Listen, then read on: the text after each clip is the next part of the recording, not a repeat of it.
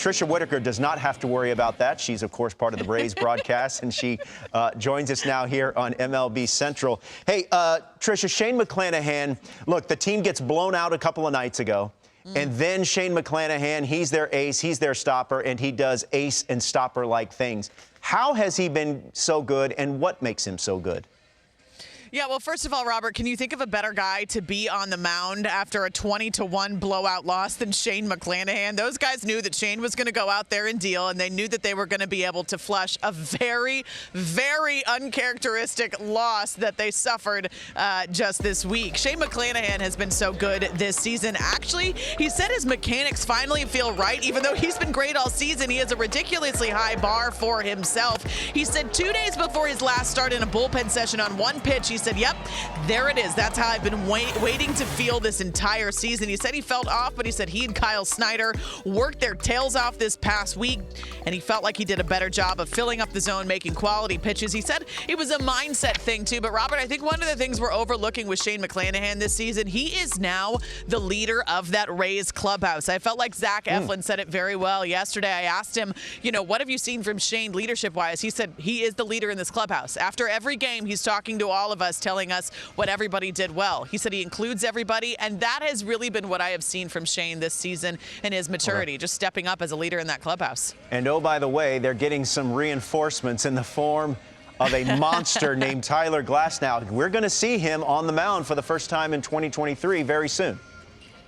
Yeah, what did D-Row call him? The Greek god? Yeah, He's back. He's going to be back this weekend for the Rays, and they are thrilled to have Tyler Glasnow back. Get this, he actually hasn't pitched at the Trop since 2021 in June. That's so weird to say, but he said if he could find, I know, right? That's crazy. He said if he could find one word to describe it, he's just excited to get back out there with the guys. He had that oblique injury. Obliques are always tricky, but in his last rehab start, he went 6 innings. He struck out 6 guys. He's looking like Tyler Glasnow of old. And I asked him, hey, you're going to go out and you're going to face the Dodgers in your first start since the end of the year last year. Does that amp you up a little bit? He said, I'm already a spaz. I don't need the Dodgers to amp me up. So he's excited to go out there, and we are certainly excited to see Tyler Glasnow back on the mound at the Trop for the first time. I can't even believe I'm saying this, since 2021.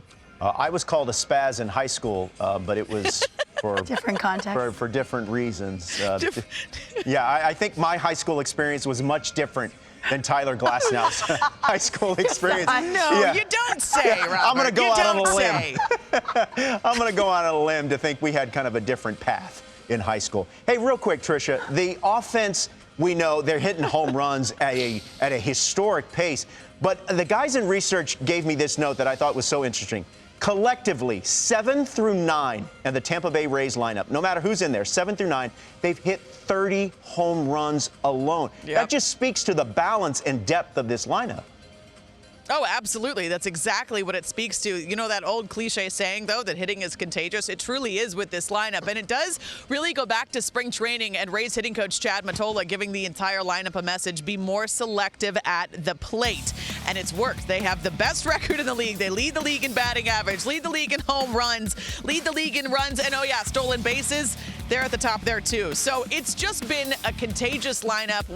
Everybody in the order contributing every single day. You're looking at Jose Siri right there. He was told at the beginning of spring training, you are our center fielder, and that gave him so much confidence at the plate. He's also changed something with his hands. He said his hands are a little bit closer to his neck and also his body, and that's trying to, that helps him maintain that position at the plate. Wander Franco broke out of a brief slump last night, and that was certainly good for the Rays to see. And, of course, they're always electric on the base paths. As I just said, they lead the league in stolen bases. It's just been amazing to see this lineup do this, because last year, really what happened is that this lineup wasn't healthy. I mean, you were missing Manuel Margot, you were missing Brandon Lau, you were missing Wander Franco, Harold Ramirez, and when you're missing those guys, unfortunately, you're rolling out a AAA lineup, you know, for the majority of the time when those guys are out. And now we are seeing this lineup fully healthy, and I get kind of tired of people being like, well, it's the same lineup as last year. How are they doing it? Well, actually, it's really not the same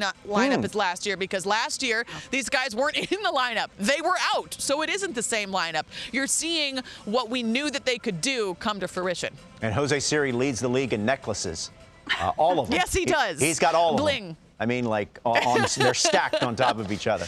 It's got to add at least 10 pounds. Absolutely. It is the Rays and the Jays, 1 o'clock Eastern, right here on MLB Network. Many of you will catch that game. Tricia, we enjoy the time. Thanks for joining us. Enjoy the game. Appreciate it.